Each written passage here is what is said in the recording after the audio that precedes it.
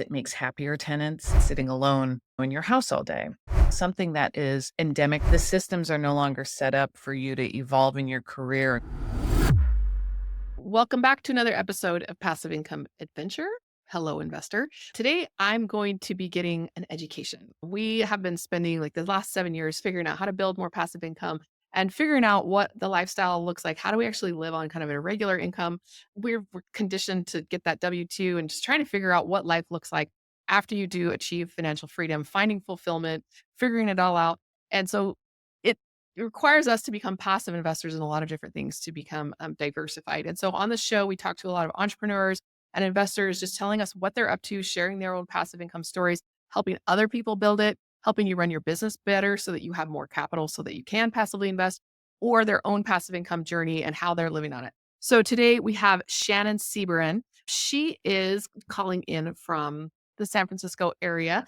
And Shannon, I feel like very ill-equipped to even ask questions about what you do because I feel like you are pioneering a new niche in the real estate investing space. So can you just tell us a little bit about yourself, what you're doing, and then we can just dive in a conversation where you can educate me and educate the listener on how they might be able to take advantage of what you're doing in maybe how it applies to each individual listener.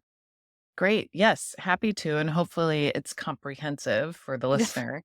We did not obviously invent shared space. This model's been around quite successfully for a long time. I think a lot of people can relate to the WeWork brand as initial shared space opportunities for entrepreneurs and self employed and contracted people as well. What we did is we took our tool that was initially curated for our own shared space, and we realized there are a lot of people in the healthcare and wellness space who could leverage and offer shared space as well, if you think about it Mhm. that way. So, empowering anybody who has a lease, a mortgage in the health and wellness space to be able to utilize a shared space opportunity. So, what that translates and means is there are a lot of people in this space, obviously, that have extra exam rooms, extra square footage. They don't use all of it. You rarely find, for example, the surgeon who is in his office 5 days a week. He's typically in the OR a couple days a week and his office sits empty. The practitioner that was convinced to sign a lease that was in a space they have yet to grow into because they have just started their practice and they have a larger footprint than they currently need. There's also specialties that can be flattered and referred to by the specific renter that uses that obviously endorse to use these shared spaces can benefit from the referral of how the spaces are used to grow their own core specialty based patient base. So the opportunity is vast. And in the health and wellness space, I think we all know there are so many limitations from a legal standpoint that really restrict a lot of implementation of technology, of this HIPAA rules. And I think the health and wellness space feels very limited as to what they can do and what they can implement. And it's exciting to bring something to practice owners, to health and wellness entrepreneurs and space owners that can help them leverage an additional revenue opportunity. Okay. So it's like a software platform for managing the leasing out of the extra spaces. And you mentioned WeWork, like an Airbnb, neighbor.com. So who is the main customer that you're looking to reach? In my space, like I would just buy the building. I'm not a doctor, I'm not a healthcare professional. I just want to buy a building and then lease it out to some healthcare professionals. So in that scenario, how would that impact me as the building owner? And then maybe secondarily, how could you benefit my tenant who might have rented a bigger space or needs a smaller space, but I can't rent out partials. Like, walk me through a couple of different scenarios. Who would be using this software? Sure. And as the building owner, you can either obviously allocate space within that building for you to implement this model, or you can empower a tenant to do. And what we have seen in the past is it makes happier tenants. It makes tenants re-sign leases because now they're thriving. They have an additional form of revenue that potentially subsidizes or covers the cost of their lease. Mhm. So as a building owner, this is easy retention for you. Okay. The way it works is typically our clients, we have a diverse array who are just savvy and smart business owners, will come to us and say, I've got a room, I've got 3 rooms, exam rooms, or I could prepare space to be exam room aesthetic looking. And I've got them available 3 days a week for 8 hours those 3 days, or five Mhm. days a week. 2 of the rooms are available. And I have this space I want to obviously put on, add to this platform and generate renters for. Mhm. So we onboard the client in that way. We obviously go through with them the availability of the space, the potential maximum hours their space could be rented. And I'll get into who those renters are. And so that they understand the range with which how much revenue they could potentially earn. The hourly rental model is what we implement. A lot of the times, people, when they think of renting a space or a room or exam room, they think of a 1-to-1 ratio. Who can I get in here to rent the room? What we understand, and I think it's similar to WeWork too, is you could have a large amount of people using your space at different days and times, Mm. because most of these people, they don't need to be in the space 8 hours a day, Mhm. 7 days a week, right? So they are using the space for very efficient, short periods of time. The hourly rental model works. The users of the space don't feel strapped with a lease or a large overhead cost to have access to professional, beautiful space to treat their clients. And it gives both parties a lot of control and flexibility. Mhm. So that in theory is the model we put together. The software helps manage that scheduling. So if you can think of having 2 rooms and 20 different renters of those 2 rooms in your space, you don't want to keep track of who's in there and when. So the software manages that scheduling. The users schedule their time in your space through the software. Okay. And so it takes over the work for the tenant in the space. Well, so it's to me is I'm being reminded of house hacking. Like when we bought our previous house, we were specifically looking for a value add where we could finish the basement and rent it out as a separate space. And but once it's finished, we just rent it out on the regular rental market. But it's very different. Let's talk a doctor's office where I go in as a patient and for that period of time, I'm basically renting that exam room for me as a patient with that doctor. And so I can self-schedule, I can get on their website, I can decide when I'm going to go in, move the schedules around. As a patient, I already experience that. So what you're talking about is co-leasers being able to utilize because I just rent my basement out to one person, right? They're the I'm not going to rent it out to this guy on the weekends. And that would be more of the Airbnb model. So, Yes. hmm, And I think the residential experiential stay is a completely different, you want that space to yourself. It's different. This is work. This is corporate behavior. You don't need the space full time. We saw a lot of changes post pandemic with a lot of people who were carrying leases and took that hit during a time when they couldn't use the space, or but they were still strapped with that overhead. And everyone approached carrying a lease, carrying their own business address, their own space for their business differently after the pandemic. They were thinking, how can I more efficiently manage this cost and remove a lot of the risk associated with carrying a lease? mhm, And so this sort of supports the lease carrier, the tenant, as far as another opportunity to generate additional revenue and users of their space maximize that space. You don't have to be the only one in there. It is also a flattering way to grow, obviously, referral bases and to support all business minded people in the space, especially when they're all correlated to the health and wellness space yeah. and you have that synergy amongst them. It's almost like an ecosystem that you can create in there where you have maybe a plastic surgeon renting out space to a massage therapist and an esthetician. Exactly. I've seen this in other models. For example, when I go to a therapy session and it's just a big office like Salt Lake therapy, and Yep. everybody has a room and then their names card is on their door. But when they leave, they just pop the name card out of the door. And they're maybe not using that office full time. They're just renting the space for a couple of hours. So I've seen a little bit of this in the healthcare space. I don't know if I ever really paid attention to it as an investor. And obviously, when we entered the space, we realized very few people are doing it. I think therapists post pandemic were one of the first to do it Mhm. because they went completely telehealth.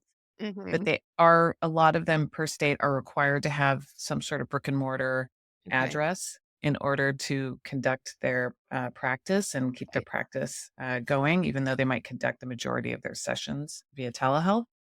So sharing that space, sharing that overhead, their margins, you can imagine, would just inflate. Yeah. And so that is the whole purpose, is let's reduce the cost of overhead. We've all thought the idea of space utilization, and one of the first questions I get is there confusion from a patient perspective as to what their experience is going to be like if other people are using the space as well or correlated with the space. And Mhm. this is an industry where we all know when you are seeing your provider for whatever it is, that's the experience, the patient provider relationship. You can put on blinders and the rest of whatever else is happening around you Mhm. doesn't matter because you're invested in the patient provider relationship. And that's what we're realizing. I Yeah. think people are so focused on aesthetics and is this entire place yours? But given the cost and the risk associated with carrying that investment, people were caught up in the wrong priorities as far as owning a business and running their own business. That's actually a point that I was wondering about because my husband's time in corporate, I spent a lot of time at his offices because I was either interning or contracting there, or we were friends with the owners in certain cases, or Mm. for whatever reason, I was hosting a lunch and learn at one of his offices, things like that. And so I spent a lot of time in his offices, and when he was working in the healthcare industry, he was an IT guy, so he's not a healthcare provider. But the HIPAA rules in the building Yeah. were crazy. The way that I had to check in and who was allowed in the building, where we were allowed, all of that. How does that impact the model that you're talking about? Are there any tools in the software that help keep those spaces separate so that those patient records are kept safe? Thanks for asking that. That's a very important question. One of the first I'm asked by clients. Because our software is just scheduling the user of the space, the Mhm. practitioner, the provider, we don't have any access to patient records. So Yeah. all of the EMR, EHR, all of the patient transactions are handled separately by the practitioner Mhm. because Cloud Med Spas has no visibility as to who the patient is. We don't do the transactions. We just know that Jane Smith is going to be in back office for 3 hours today, seeing patients, doing procedures. We don't know any other detail. She's Mhm. the holder of the EMR. She manages the transactions. She has full autonomy over her practice. And so the owner, the client of the software is truly a landlord of this opportunity in a Mhm. way. So it's great for our clients to hear they accept zero liability of the users of their space. The users of the space have their own medical director supervision, they have their own malpractice insurance, and the software is built in a way to structure those requirements in order to use the space. And then obviously purchasing prescription product is also allowed through the software, which is another huge option for the practitioners and users of the space. That is the icing on the cake with what our software platform is leveraging, and I can explain what that is. Yeah. So, yes, we cover all of those requirements, those legal needs in the software, and so our clients really like that coverage is there. Nice. Because for me, it was such an issue that we had never faced before because we'd never worked in healthcare, and it was like Mhm. this new experience to be going into this office, and I felt like I had to put a hazmat suit on Yeah, to find this work. But then exactly. there's another issue that you mentioned with the vanity metrics of your office space. And one of the companies that I have contracted for in the past switched offices specifically to a downtown tower because they were trying to attract a kind of high net worth type of person. One partner really wanted this prestigious kind of space to make it look like we were more successful than they actually were. Mhm. And the other partner was like, why are we spending money on that? And so are you seeing people having to break down those preconceived notions about the aesthetics and the vanity of having their own space or having a downtown space or something like that? How does that factor into people's willingness to participate in the space sharing? Sure. Proximity is key. So I think that is the first priority is what is the proximity of the location to where the patients exist? Because patients do not want to travel. Clients do not want to travel very far to see their practitioner renter in this circumstance. So I think that is key. And that's what attracts a lot of practitioners to a specific location because it's close proximity to where a lot of their patients currently exist. Mhm. This obviously vanity, the aesthetics of the space do matter. It's looking at a new car. Like you're more likely to make that investment if you have a shiny brand new car in front of you versus the used one on the lot. So that does matter. I don't wanna say it doesn't matter, but at the end of the day, the renter, the provider of the space is responsible for the patient experience. We understand that the patient outcomes, the patient experience and relationship with their provider is truly what helps these opportunities thrive and helps practitioners be successful in their own business. So yeah, aesthetics matter, but I would say proximity, location, that's that is what practitioners want access to. If they know you're in a great location where a lot of their patients currently reside. Mhm. Most of our locations are Cloud MedSpa clients. We have 41 locations in 16 states, are in suburban and metro areas. I think the ones in more rural locations are harder. So, as we know, the renters of our spaces are treating a wide range of patients. And again, people want the convenience of coming to a location that's easy for them to access. Mhm. Yeah, one thing I love about this is every once in a while, when I'm at a networking meeting, somebody will float me a new business idea. And they'll say, I'll give you an example of one. He said, I want to put a bunch of Indian themed businesses in the same space so that there's a particular kind of Ayurvedic practitioner, some of the other things like a lunch counter, things like this. He said, I want it to be a place where if anybody of Indian descent who needs something that's specifically Indian, they know where Mhm, to go. It's like the Diamond District in New York. mhm, And he mhm. was talking about, okay, we're gonna rent out salon chairs and a esthetician will be there for specific henna painting for weddings, like this type of stuff.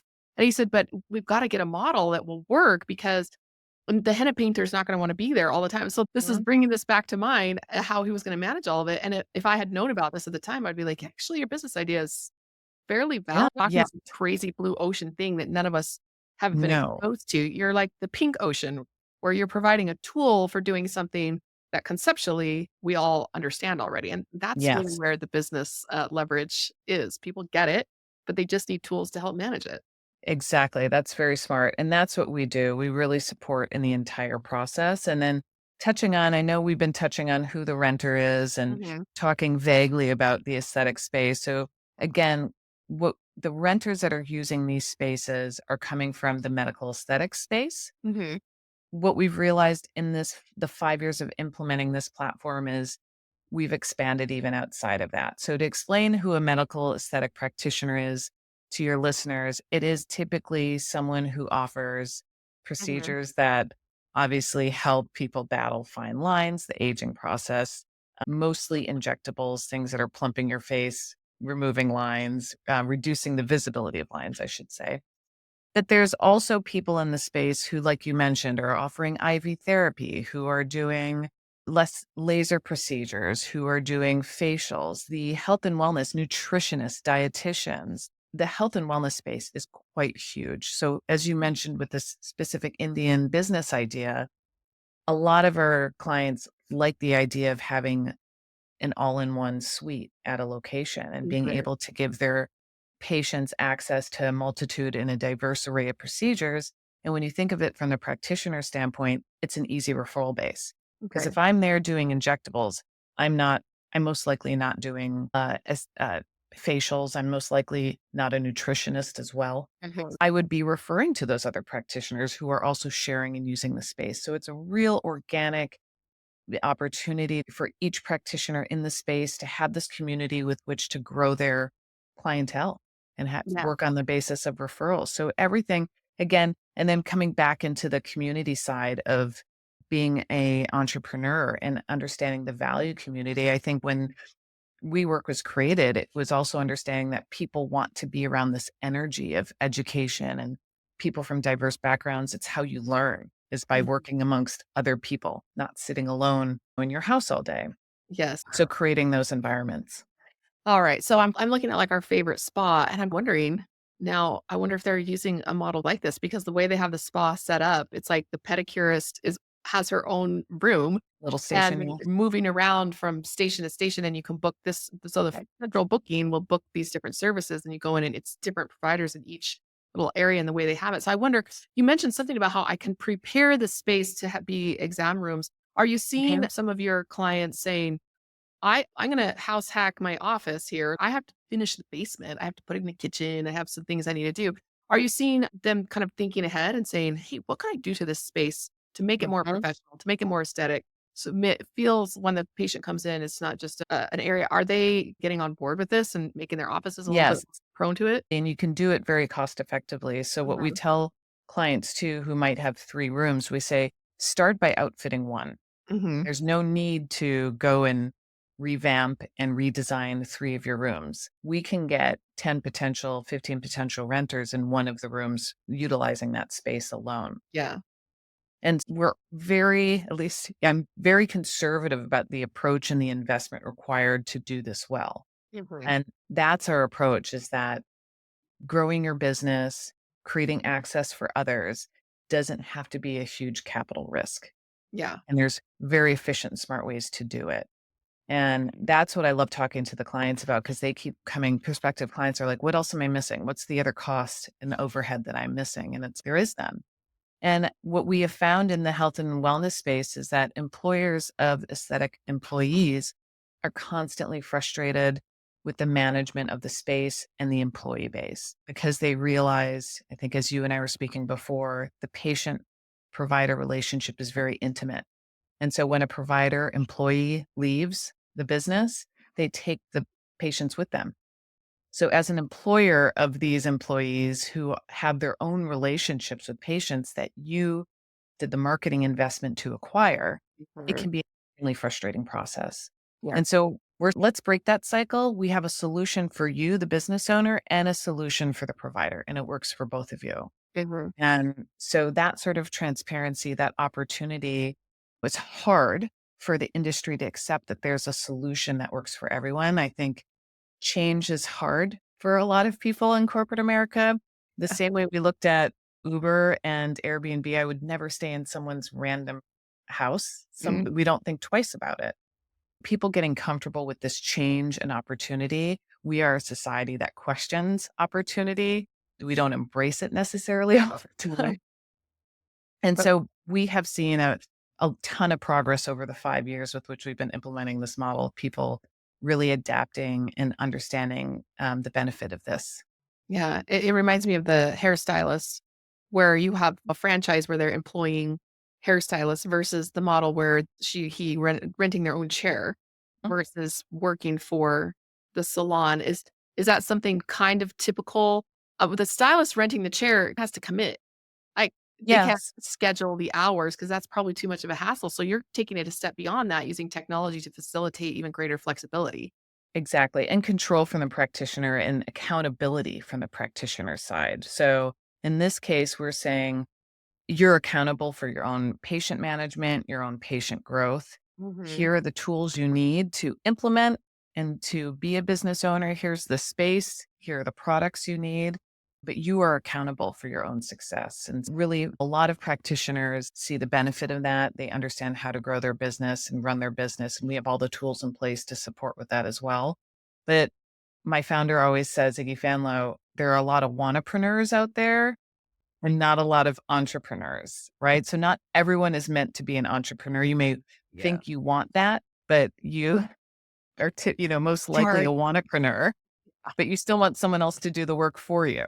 Mhm. So That there is no easy way to be an entrepreneur. It's a lot of hard work. yeah. This is why I have been transitioning out of entrepreneurship and more into investing because I found, like, when I was running Airbnbs, I'll give you a perfect example. They text me and they're like, "Where's the hair dryer?" And I'm like, "At Walmart."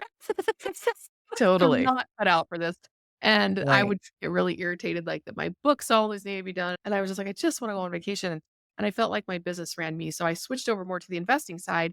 And now I help other investors figure out how can they better leverage their business so that they can, one, make more money, but also just have better systems. You don't want to be the Mhm. guy actually digging the ditches. You want to be the Mhm. person facilitating that the ditch gets done. Right. So this is an interesting conversation because a lot of smaller providers, I call them hobby jobs. Like, I used to be a photographer and I called it my hobby job. It was enough to get some play money, take some vacations, get horseback riding lessons or piano lessons or something like that for the Mhm. kids. But if something had happened to the main income provider in our house, we would have been in big trouble. And so I see a lot of estheticians, massage therapists, hairstylists. It's like a second job that they have, but it's almost like they just wanna be part-time. Realtors, Mhm. very common. They don't want a Mhm. full-time space, but they also don't want to have their salon or their exam room or whatever in their basement of their house. So this is a good solution Correct. to a lot of part-timers. Yeah, it's a great solution, and we are really fulfilling that need for a lot of nurses who came Mhm, out of the pandemic working 60-hour weeks, feeling undercompensated, feeling like this is not a path which is a sustainable work-life balance. And so being able to go into medical aesthetics, which is most often injectable, something that is endemic to what they are typically used to doing anyways, mhm. and supporting them with that path, the playbook to get started.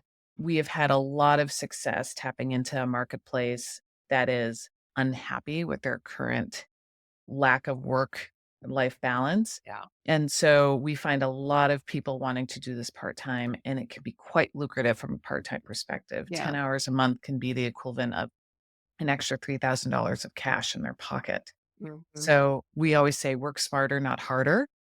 But these things don't happen overnight, as you mentioned, Yes. right? If they Yes. were opportunities that happened overnight, everyone would be doing this. Yeah. Yeah. Well, I was always trying to finagle my way out of renting office space because as a wedding photographer, I would meet with the brides and their families at the venue, and I would just call ahead, Mhm, "Hey, I'm gonna meet with the bride there." So I was always trying to not rent office space, but when you have to have a space to work, a massage therapist, esthetician, mhm, you can't just be meeting in hotel lobbies or all the way I was trying to jerry rig, in my previous business, trying to not have office space. They have to have office mhm, space. They have to have a place to do the actual procedures, and there are standards. So mhm. it to me, it's better than WeWork because they have to have the space. They got to A space. have. They don't want to And I work to afford the space. Yeah, and you bring up a good point. Also think it's a safety thing for a lot of people that have gone concierge with whatever Mm, business mm, they're doing. Most women don't feel safe walking into environments or homes or office spaces where they don't know who else is there.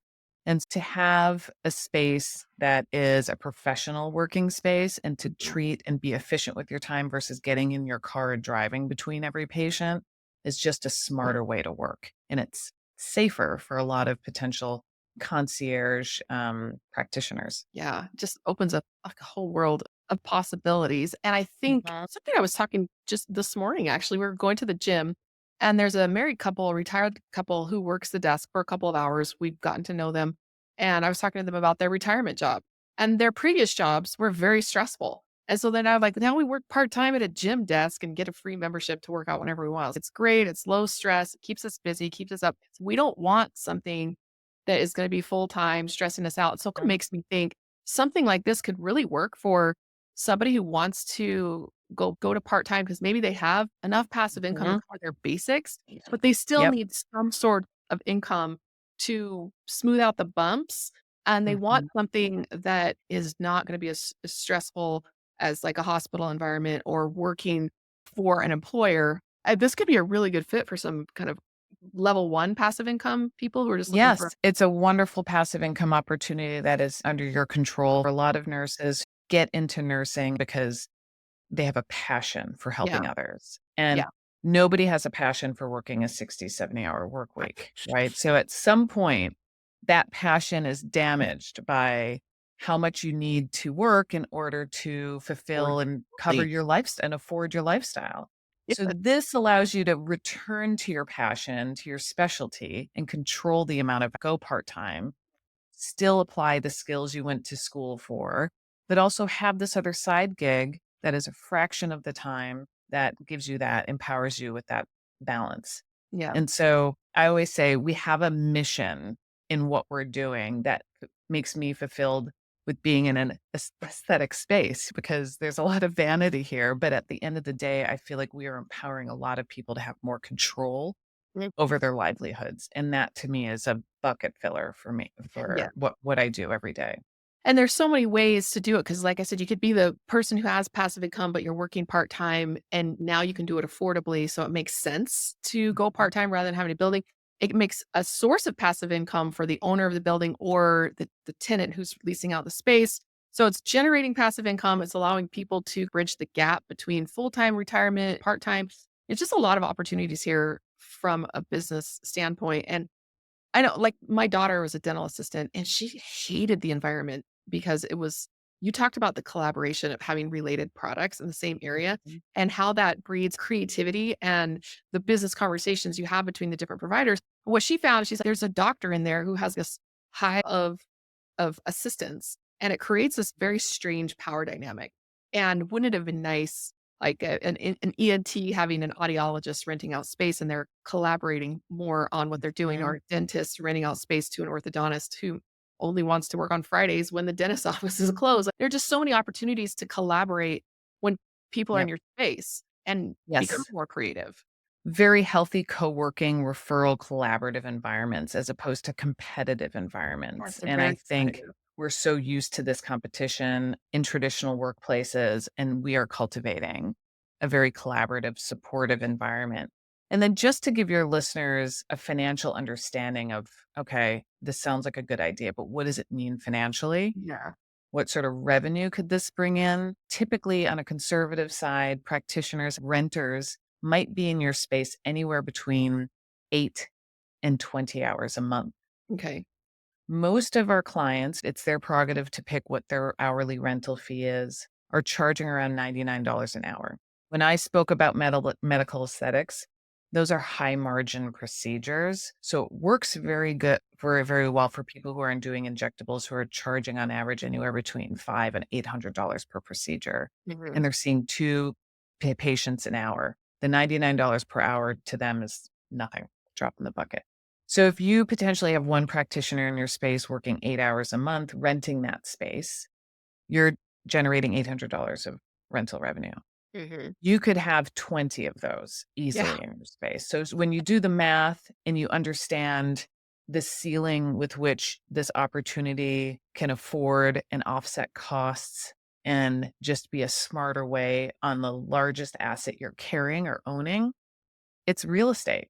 And so just be smarter about how you're using it. And Mm. this is a very flattering way to leverage that to bring other practices and specialties into a space that can be supportive potentially of the foundation of your business. Yeah. And I find real estate back in the day used to be very competitive because everybody's going after the same single family houses, and then they're all buying the same educational programs. And so there's not a lot of cutthroat. But over the last few decades, this syndication has become the model. It's highly collaborative and very reliant. It was reliant on networking before, but not between the actual investors themselves. You're networking to try and find houses and trying to find contractors and all that. But I've just noticed, like, the spirit of collaboration in real estate investing over since probably since 2017 when the laws really started to change on fundraising. We have this very highly networked mastermind community now that didn't really exist when I was dabbling around in it before, say, 2010 when I first started looking at it. Very, very cutthroat, competitive, proprietary secrets and all that. But what I really like about it is now how we're all looking to help one another in a genuine way Mhm. for the hopeful, the karma, because who knows where a relationship is gonna go, but it may come back around to something that's gonna benefit you, and is if you reach out to 100 people and you only get one person where you ever do a deal together, that's what you have to do, and the Mhm. networking itself, most people really enjoy it, that collaborative, highly creative, sharing ideas. It's really revolutionized, my experience in real estate and why I'm enjoying it so much more like this second try. It's actually been successful and some Nice. first try being lame. So don't overlook the power of surrounding yourself with like-minded individuals who are working on Yeah. similar goals because you just get built up and you get excited about things, especially if you're facing a little bit of burnout. I can see these practitioners Yes. might really benefit from having some of that entrepreneurial spirit running the space and collaborating with the people running the space. In your business and yourself without thinking of going to the bank and taking a giant loan, Mhm. you can do that. And I think traditionally our market is set up, or the way capitalism is set up in this country is taking out big loans for ventures. No. And that's how you become successful. Mhm. And there was a commercial I saw recently and it showed a bunch of young women and it was showing them all in the same home and they've all invested different percentages Mhm. into this home. And rather than thinking of renting, they all purchased a piece of the house Yep. and they're probably paying the same as if they were paying rent individually. And I was like, it's just a smarter way to go about ownership Yeah. of space, of building equity in yourself. And yeah, let's buck the system and change things around. Yeah. Capabilities there. These are the types of things we talk about. I have some kids who are Gen Z millennials, and they're trying to figure out when they're looking at statistics, like at age 35, well, most millennials are somewhere in that 30 to 40 Right. range. When boomers were that age, they held big percentage of the wealth. When Gen Z was that same age, we had maybe half of that. Now Yeah. the millennials are the Yeah. lowest percentage of wealth at that same age when they did everything they were told to do, go to school, do your thing, get this done. And Yep. so they're trying to figure out like, what's my ticket to building wealth? I can't afford these houses. My grandpa sold his farm. Like I don't have a pension. At least Gen Z kind of got the retirement accounts. But what I'm seeing is they're going to have to figure out these creative solutions to building wealth. I told Mhm. my kids, "You gotta probably house hack, get a basement you can live in and rent out the upstairs." Can't even afford the house. But you know what they Mhm. could afford is to rent a little space, start a little Mhm. business. And my daughter, with her dental background, she's, "I wanna buy the building and rent it out to the dentist, and then I'm his landlord." And then she could have a foot in the dentistry. And I'm just thinking there's so much application of this, of younger people trying to Yes. figure out, like, where is my path to wealth? It hasn't emerged yet, but it's this kind of stuff, co-living, like you mentioned, just being more creative and more efficient with the resources that they have, because otherwise they just feel left out, and these kinds of Right. solutions can help so many people. Yeah. And for this conversation, like we're having to become more frequent because I feel like when I speak to a lot of people, they're the skeptics because Um, they're so used to the old ways of mhm. things. And the systems are no longer set up for you to evolve in your career and grow in your career where you can successfully, like you said, grow your value and grow your investments at the same rate the generations before us did. So we Yeah. do have to become more savvy. Mhm. And I hope people are more willing to seek that there are opportunities that exist. There's options that you have. Again, getting people to pivot and take those risks. I think the younger generations are more open to that. Yeah. And I see that of them wanting to implement change, which is exciting, Mhm. but it's hard to change a system that's been in place for a long time. Yeah, but this allows it to become a more grassroots in an almost fractional way that in my opinion, is more adoptable because the concept itself is already well understood. Yes. So it's just the application and the management and people being willing to give it a try to be Mhm. able to grow something like this. Like you said, first, oh, I'm not going to Airbnb out someone's extra bedroom. I don't even know who they're. And Yeah. Let's so I have a couple of questions I wanna ask, but I'm just trying to think. If anybody's familiar, longtime listeners, we usually start with someone's past, like where did they come from, and Yeah. then what they're doing right now, and then where they're going, but I'm doing this one all out of order. I wanna talk about the future of the industry, but let's first dive back in the past. Tell me more about your background and your personal story about the situation that you were in that kinda gave birth to this, management platform, and the moment that you were like, "We've got something here." Mhm. So before I worked with Cloud Med Spas, I made a pivot in my own career Mhm, to have more work-life balance actually. And I started consulting to private practices, realizing that a lot of private practices in the medical spaces wanted to integrate medical aesthetics, the non-invasive procedures into their practices that were highly strapped by high insurance mm, costs to their patients and very bad margins for the physicians. okay. And so to integrate a business that was cash based was a real win for a lot of medical practices because then it was just the icing on the cake, something Mhm. they didn't have to worry about, but was organically growing at a rate that was very fast. Our society was becoming very, especially during the pandemic when we're all staring at our faces all day long, right? Where we want to fix and tweak and change things. I did that for about 8 years, working with different private practices and realizing there are so many inefficiencies in the medical space. Yes. Most of the time, these practice owners are not business savvy. They don't Mhm. know how to run a practice. They don't know how to manage people and their employees. And stepping in as a consultant and helping implement change was so easy to do because no one was accountable for that in the practice. Yes. And so it was very easy to be successful in what I did because no one was really doing it Yep. with my clients.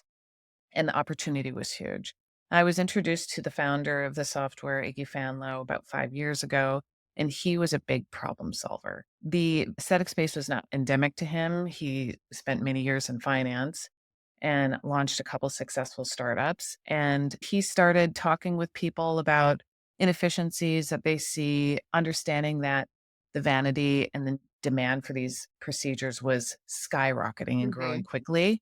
And he quickly figured out a lot of these practitioners want to be entrepreneurs and they want to leverage the full value of the procedures they're offering. And they can because of the hair care space model in Mhm. comparison.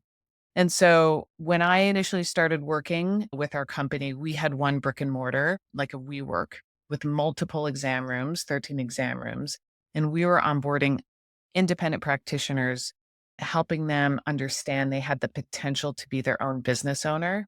So it was a lot of conversations and psychological going Yes. deep into you can do this. Like you have the skill set. Here's the playbook.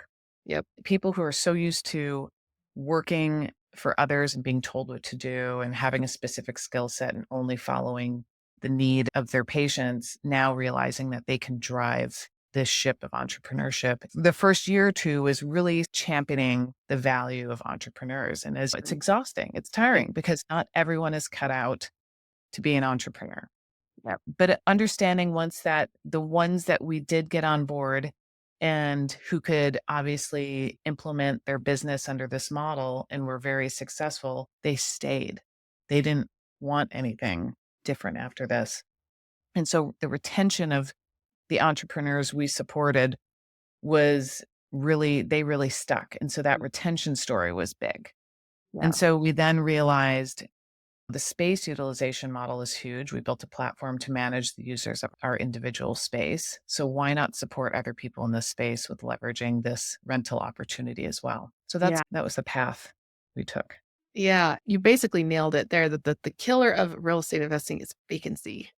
Mhm. You can reduce Exactly. vacancy by getting the space better utilized, increasing revenue that way through higher occupancy, but also reducing turnover, just keeping retention. With some of our renters, they say, I think I have to move because it's just a little past what I can afford. I know I've been here for a year and I'm paying it, but it's just too tight. I'm like, Mhm. if I give them $100 off a month, how long would it take me to make that back if it sits vacant for a month or 6 weeks while I'm looking for a new tenant? So just asking Right. yourself these questions like occupancy, vacancy, retention, well, like we want to keep them. Yes, it costs a lot of money to Yes. replace people. We got to go and spend a couple thousand. Our turnover cost per apartment is somewhere in the 25 to $3,500 range. If it needs new carpet, new flooring, new paint. And this isn't even a trashed unit. This is just one that's just been well loved, right? It's Mm. expensive. And so how long is that going to take me to make back? So yeah, we're lowering our net operating income by that same amount. You take that $100 times 1,200 bucks over the course of the year. But then when we're comparing that ROI to the turnover, just vacancy and occupancy is huge and retention is a Yep. huge part of that. And so that's a unique selling proposition on your point Yeah. to say, We've only seen growth and all of our clients have only seen growth. yeah. And the market is constantly growing very quickly. So the demand for this space is growing.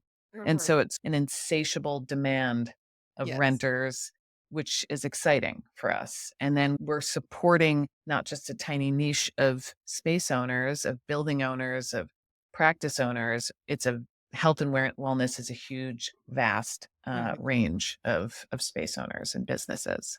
So moving over to the future, are you seeing that as part of your wider plan as you venture out into the? So you start brilliant. You start with a niche, right? You serve a Mhm. niche, maybe even a high ticket to a niche because volume costs a lot of money. Was Mhm. Alex Hormones? He's always telling us volume is expensive if you want to go down that road. To offer cheap products, you better have a lot of capital behind you in order to serve more people. Mhm. So as you're starting in the niche, and then growing out from there. What do you see in your own future from an entrepreneurial standpoint? Let's say maybe 5 years.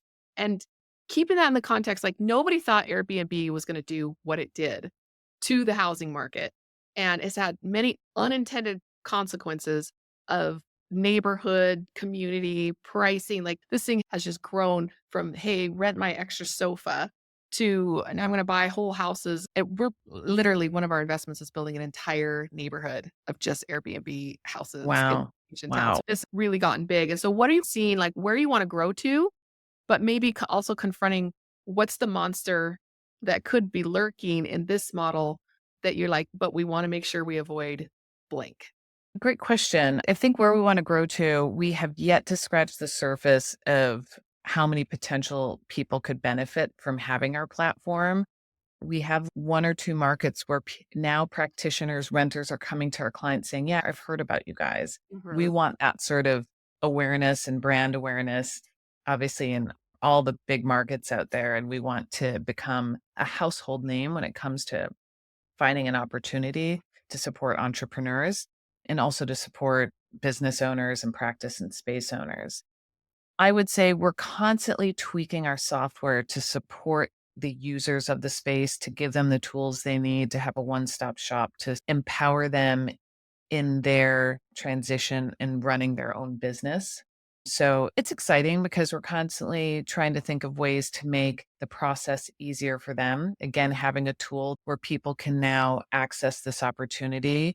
The industry, the healthcare industry, the aesthetic industry is always changing. So we're constantly thinking of ways to make the user of the space happier. Because if the users of the space are happier and feel like they have all of their needs fulfilled, again, retention is there. Again, I think I always say we're ahead of our time with our idea because this industry is it's because how lucrative the medical aesthetic industry it is. There's a lot of people who want to be single capitalists of it. And Mhm. so when you come to the industry with an idea that empowers everyone, as opposed to empowering the few that have the capital to be Yeah. successful, that people can be in fear, right? And fear doesn't open, obviously, the door to opportunity. It creates more fear. And so I just think telling this story in an honest, transparent way, it's important for people to come to the terms themselves that this opportunity is one that is transparent and empowering to all who are involved. But we've seen this in other practices and other growth mindsets of other markets and industries that change if it's going to affect, if you think it's going to affect your business, your response is in fear and of you speaking negatively towards opportunities. So we're used to those naysayers, but Mhm. at the end of the day, we're seeing a lot of growth and a lot of conversion and a lot of empowerment of the people that we're bringing this tool to. And it's exciting to see the change. Yeah, and what's the possibility here if it scales? I don't think Turo really impacted the used car market as much as people like to say that it did, but they have airport parking lots full of these Turos, and the Mhm. economic didn't really it was a business idea people were getting excited about, and it didn't really work, and a lot of people are selling their cars. They've been given a little bit of credit for kind of driving up used car prices over the last few years. What kinds of pitfalls do we need to avoid in this? Like, wow, this is great. I'm going to go buy a bunch of commercial buildings, medical office spaces where it's Mhm. at. I'm going to do all this fractional micro renting. Are there any pitfalls we need to watch out for with this business model? One thing we have learned is you don't need a large amount of space for this to be successful. Hmm. You don't need a huge square footage. And the biggest problem I tell my clients that we want to have is that you need more space to get a property elsewhere because you've maxed out the utilization of your existing location. Hmm. So that's a great problem to have. I Okay. think when we initially entered into this, we were thinking very one-to-one ratio, one renter, one space. And we have just learned and gathered so much data over the last 5 years that practitioners are trying to work smarter, not harder. Nobody wants to work a 40-hour work week if they don't have to. And so people want to they you can have a lot of people in a very small amount of space.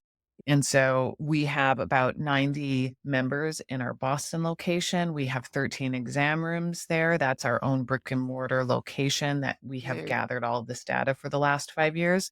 We could potentially have 150 more members there based Mm, on 13 rooms. So it just gives you the idea of how very rarely, given the amount of hours in a month, little people are overlapping with each other mm. and Yeah. using the space at the same time. And when people have control of their schedule and control of their profit and that flexibility, you can have a multitude of different types of users in a space. Look into your crystal ball. I think commercial real Mhm. estate has taken a huge beating over the last few years because of the pandemic and the office space really got hit hard.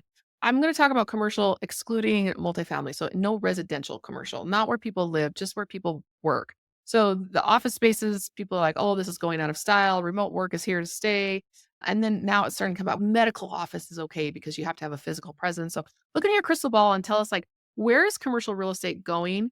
How are tools like yours that make it so much more efficient? Because I wouldn't want to manage 150 people renting out my space, but if they could Mhm. self-serve with a piece of software, like technology allows us to get more efficiencies than we could if it was manual.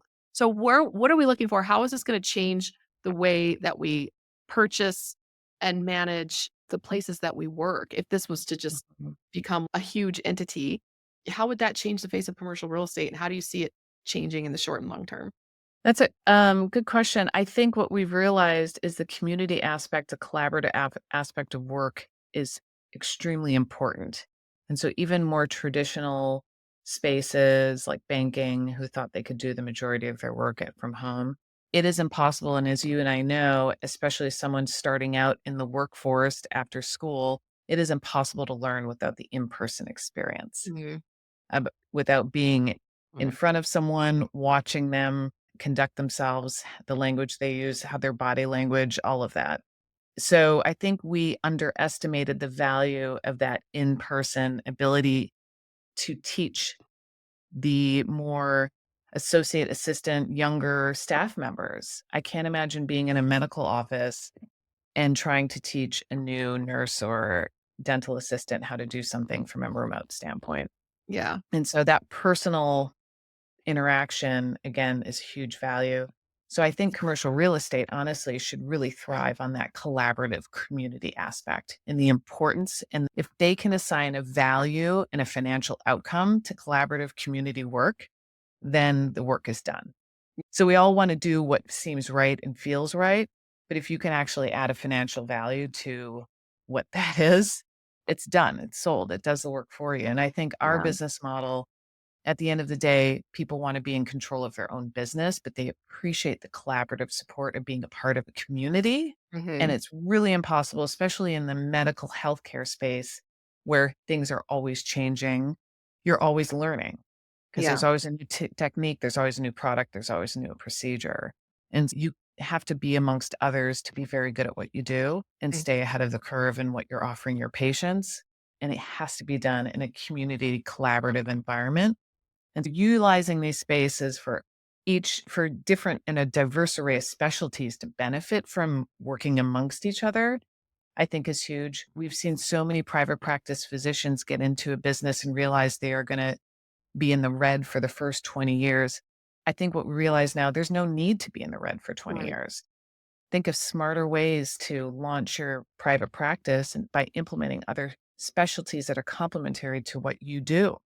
Yeah. And I think the healthcare wellness space is used to this lag in profit. And I think utilizing space in a smarter way, especially commercial space, and having it be a more conducive, all around positive experience for patients, especially, is something that commercial, from a vanity and aesthetic standpoint, they could do much better.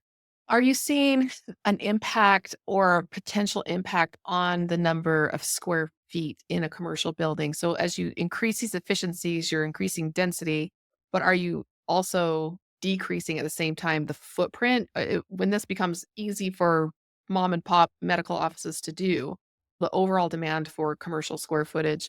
Let's just start with the healthcare space and maybe we can extend that out to commercial real estate in general. How does it impact new development, how many square feet somebody needs in order to run a business to afford a building? Does it reduce it? Is it about the same, or does it actually increase it with people like me who are like, I'm gonna buy all the buildings to rent them out? So how does that impact it?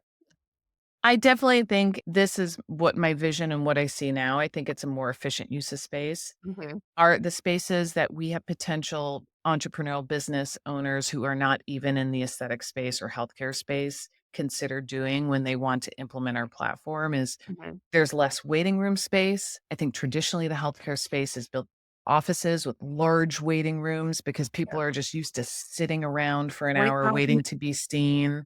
I think practitioners have become more efficient. I think the expectation, everyone's time is money. And Mhm. so I think there should be smaller waiting rooms and more exam rooms Okay. and just a more efficient practice. And you could have twice as many physicians or practitioners in the same space as you would before. Mhm. And so this whole idea that there has to be one internist, one cardiologist, one I think the autonomy and the accountability of a practitioner's success is being owned by that provider more and more. Mhm. And the competition or the insecurity of having a multitude of practitioners. So I think this space will be used and it might be the same square footage, but it'll be used differently and by more people. So that's sort of how I see the layout of the space will be different.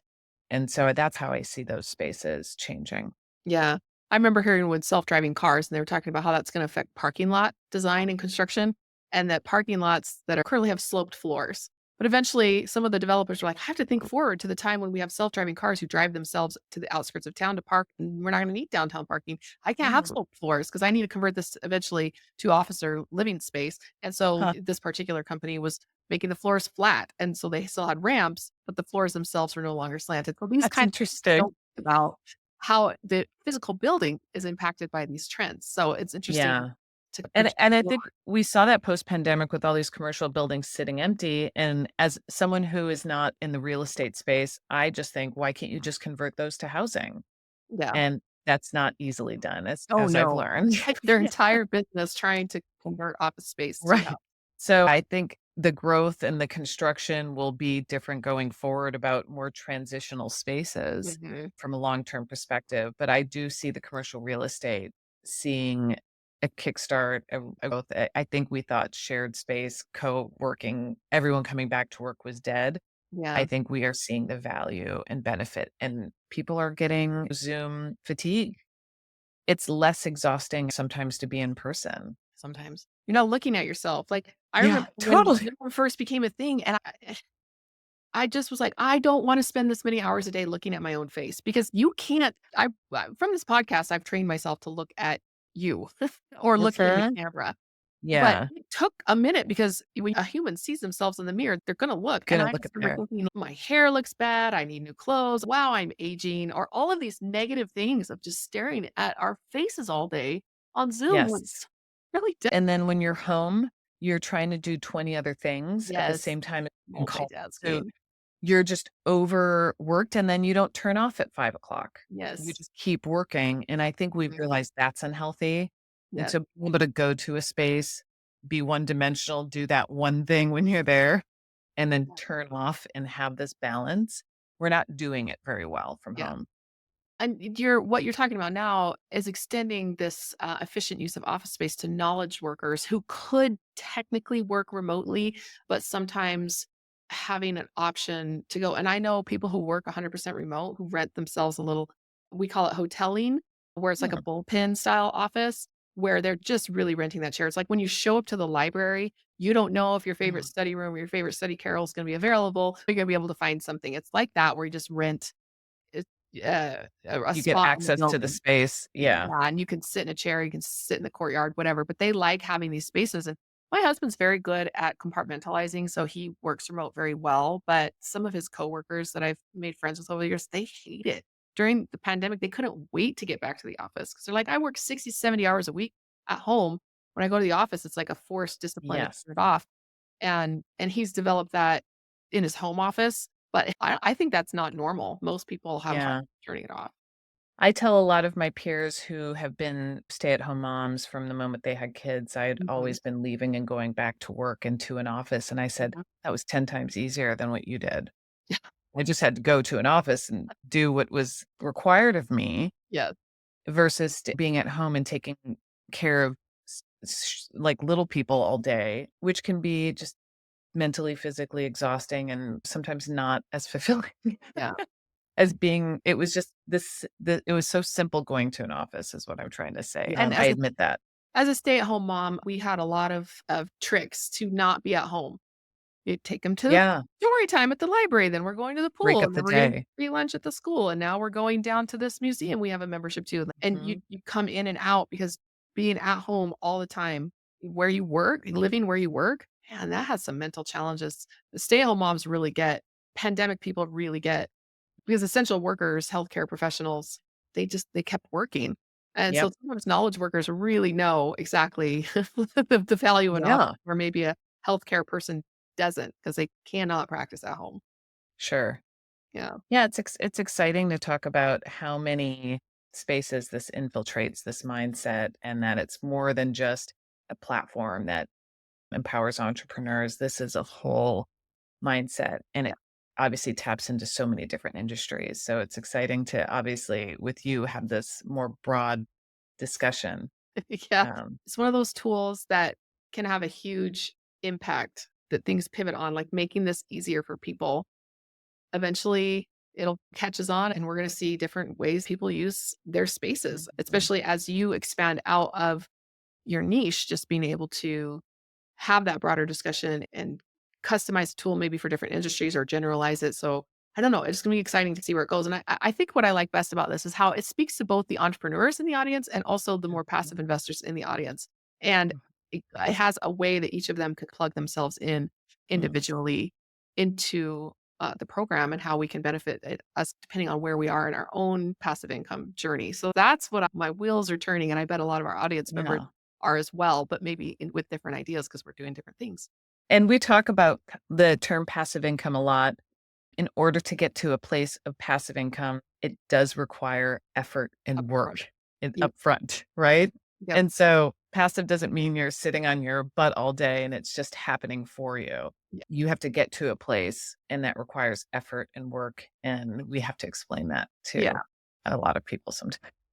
Yeah. Like when I invest money in a deal and I'm like a limited partner, it's like buying a stock. You are not getting invited to stockholder or shareholder meeting. You're not voting. Nobody's asking your opinion on how we should run the business, like truly passive income.